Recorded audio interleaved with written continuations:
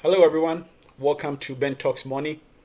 If you are new here, please hit the subscribe button to be part of this amazing family. So in today's video, we'll be talking about 4 ETFs that can help you retire early. These ETFs pays huge dividend, the biggest dividend in the market right now, and I'm going to show you those ETFs. We will do hypothetical calculations to help you know how much you make from each of these ETFs if you were to invest in them. And also the calculations will help you determine which of the 4 ETFs is best for you. So let's jump in. The first one that we will take a look at is the Schwab US Dividend Equity ETF. So this ETF is by, as the name goes, Charles Schwab. And what it does is that it tracks the top 100 highest dividend paying stocks. And then that's what they use to form the ETF. So basically they buy the stocks of the top 100 paying stocks, ETF paying stocks. And so they pay you also a dividend every quarter. So this one pays a dividend every quarter. And if we scroll down here, you can see that their 30-day yield is 3.74%. So that is their 30-day yield for Schwab, 3.74%. The second one that we will take a look at is SDIV. So SDIV, the Global X Super Dividend ETF. So this one pays a monthly dividend. So when you invest in this ETF, you get paid a dividend every single month, unlike the Schwab where you get paid every quarter. And this, if we scroll down here, we can see that they pay more than twice the dividend that Schwab's pays. This one pays 8.38% a year.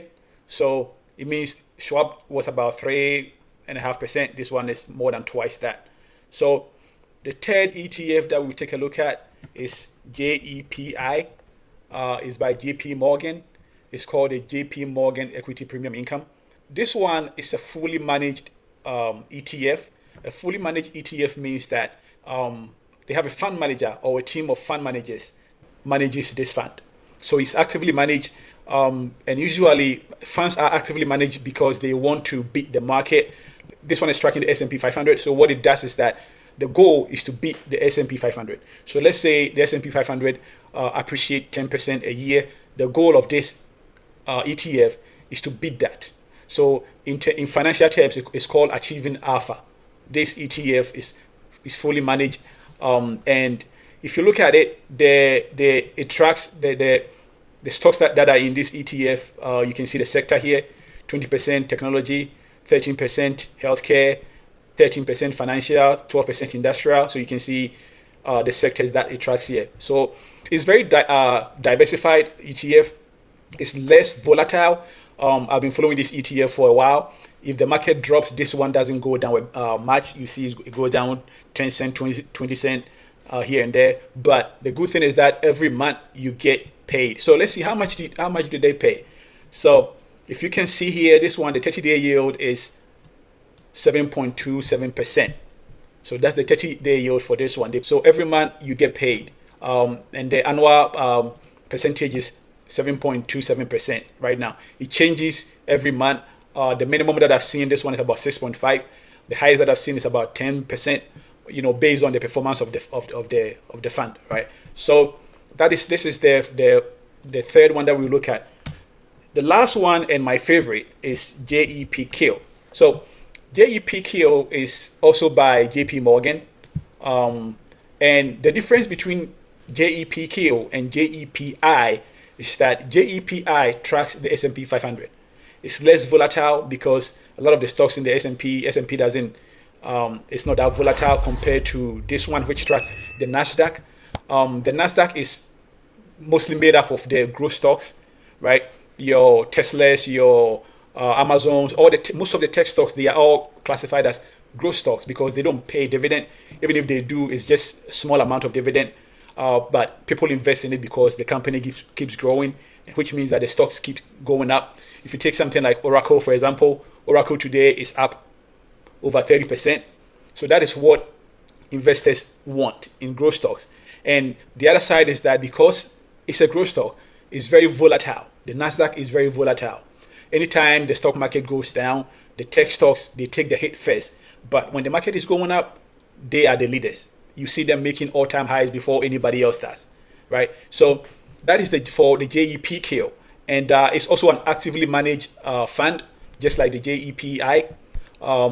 It's made up of mostly the tech stocks. Like I said, it's 53% tech, 16% communication, 14% consumer, 4% healthcare. So you can see that this is heavily tech compared to JEPI, which is more diversified. If you look at let's look at the JEPI again. You see that the JEPI is more diversified. Nobody takes the tech takes 20% compared to the JEPQ where the tech is 53%, right? So how much do they pay? They also pay a monthly dividend, but how much do they pay? So this one pays 9%. This is the highest in the business right now. They pay the highest, 9.4%. I've seen as much as I've been following this. I hold this ETF in one of my accounts. I've been following this for a while. I've seen as much as 13%. Based on the lowest that I've seen on this is about 8.5%. So this is the highest in the market, right? They pay monthly. The downside is that it's a little volatile. So to me, the choice is that if you want something stable, something that doesn't fluctuate a lot, you go with JEPI. If you want, the growth stock, but because the thing is, if you look at the chart here, right, this stock, it goes, right? For the past month is up 1.5%. For the past year, it's up 7% for the past year. So this one, when it's going, it really goes. The first time I saw this ETF was around $40 or so when I first saw this ETF, and now it's all the way up to 56. Okay, the highest was around $58. So it's volatile, but to me, if you are looking for something in the long term, I'll go with the JEPQ because the tech stocks, they keep moving. They make, on average, the Nasdaq hit all-time highs every 3 to 5 years. So it doesn't matter if it drops, it's an opportunity to buy more. And also, regardless of how high it goes up or how low it goes down, you always get paid. You always get your monthly dividend. So let's see how much you make. Let's say hypothetically you have $10,000 invested in each of these 4 ETFs. How much will you get every month? Okay, so let's start with the Schwab. So the Schwab, they don't pay monthly dividend; they pay a quarterly dividend. So we can still break it down into how much you get every month, right? So if you put a $10,000 in the Schwab ETF, and if you put $10,000 in the Schwab ETF, and the dividend that they pay is 3.7%. So you put $10,000 in the Schwab, and they pay a dividend of 3.7%. On every month, you make $31. That's how much you make with Schwab. So with JEPI, same $10,000. Every month, you make $60. So it's twice the amount that you make from Schwab. What about JEPQ? So with JEPQ, with $10,000, you make $78 a month. So far, that's the highest. And with SDIV, with $10,000, you make $69 a month, almost $70 a month in this ETF. So if you can see, the highest is JEPQ. They pay almost $79 a month. And SDIV comes the second, which is about $70 a month. JEPI, $60 a month, and then the lowest, is the Schwab SCHD, which is $31. Okay, so let's look at in the long term.